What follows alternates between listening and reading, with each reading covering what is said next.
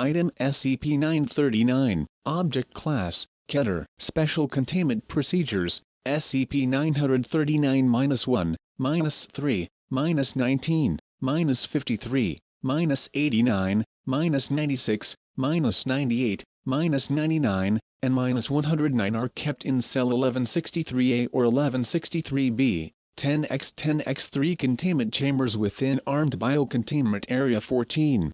Both cells are environmentally regulated and negatively pressurized, with walls constructed of reinforced concrete. Access to these cells is regulated by an outer decontamination chamber and inner gas-tight steel security doors. Observation windows are constructed of laminated ballistics glass 10 m in thickness protected by a 100 kV electrified mesh. Humidity is maintained at 100% at a temperature of 16 degrees C. Specimens are monitored at all times via duct infrared cameras. Level 4 authorization is required to access SCP-939, their containment areas, or the observation chambers. SCP-939-101 is dismembered and stored in cryogenic preservation tanks 939-101A to 939-101M within Bioresearch Area 12. Access to SCP-939-101 requires authorization by 2 Clearance Level 3 personnel, one of which must be present for all research and testing.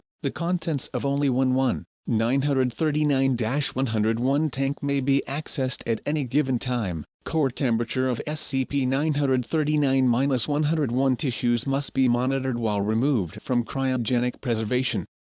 Should core temperature exceed 10 degrees C, tissues are to be returned to their corresponding tank and all testing suspended for a period of 72 hours. Barring core temperature exceeding 10 degrees C, research of SCP-939-101 tissues may continue as long as its ramblings and pleas for release may be tolerated. Containment cells should be cleaned bi-weekly. While this takes place, SCP-939 specimens will be transferred to the adjacent cell. During this time, the cell's door and observation window must be inspected for damage and repaired or replaced accordingly. Heavy sedation of all SCP-939 is required before any interaction, including transfer between cells and experimentation, may take place. See document number 939-TE4 for transfer and experimentation protocol. Level C hazmat gear is to be worn by personnel during interactions with SCP-939 specimens and in any areas which SCP-939 have been known to inhabit.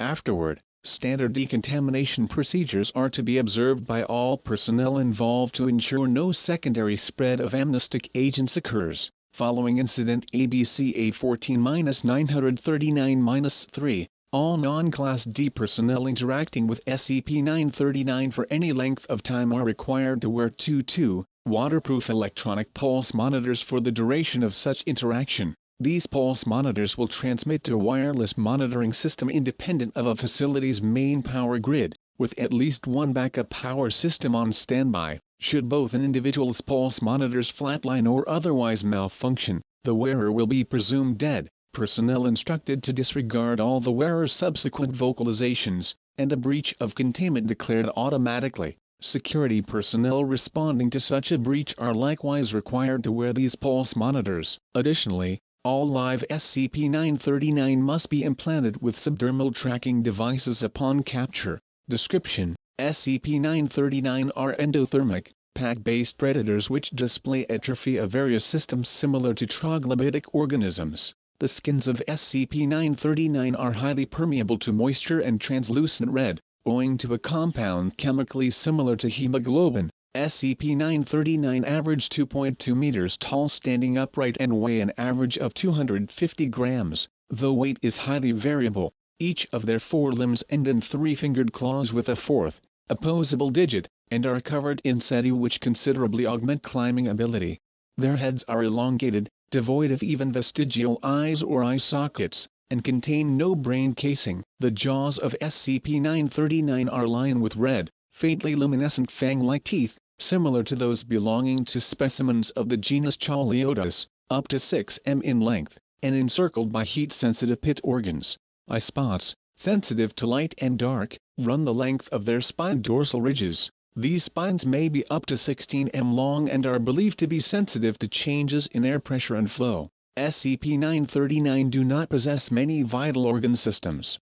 Central and peripheral nervous systems, circulatory system, and digestive tract are all absent. SCP-939's respiratory system is atrophied and serves no apparent purpose beyond spreading AMNC-227. See below. SCP-939 have no apparent physiological need to feed, nor any way to digest consumed tissue. Ingested material typically accumulates in the respiratory system of SCP-939 and is regurgitated once the amount is sufficient to markedly inhibit its function. Despite the absence of many vital organ systems, SCP-939 are capable of bearing live young. See Addendum October 16, 1991. SCP-939's primary method of luring prey is the imitation of human speech in the voices of prior victims, though imitation of other species and active nocturnal hunts have been documented. SCP-939 vocalizations often imply significant distress.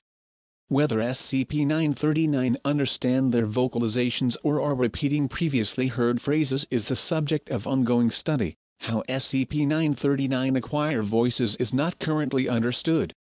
Specimens have been documented imitating victims despite never hearing the victims speak. Analysis of SCP-939 vocalizations cannot distinguish between SCP-939 and samples of known victims' voices. The use of biometric voice recognition security or identification systems at any installation housing SCP-939 is strongly discouraged for this reason. Prey is usually killed with a single bite to the cranium or neck. Bite forces have been measured in excess of 35 pascals. SCP-939 exhale minute trace of an aerosolized Class C amnestic, designated AMNC-227. AMNC-227 causes temporary anterograde amnesia, inhibiting memory formation for the duration of exposure, plus an average of 30 minutes. It is colorless, odorless, and tasteless with an estimated ACT54 inhalation of 0.0015 mg per meter 3. In well-ventilated or open-air environments, risk of exposure to ACT50 is greatly reduced but not negligible. AMNC-227 is typically undetectable in the bloodstream 60 minutes following cessation of exposure. Reported sensations of disorientation and mild hallucinations immediately following removal from environments saturated with the agent are similar to recreational use of numerous psychoactive substances and easily mistaken as such.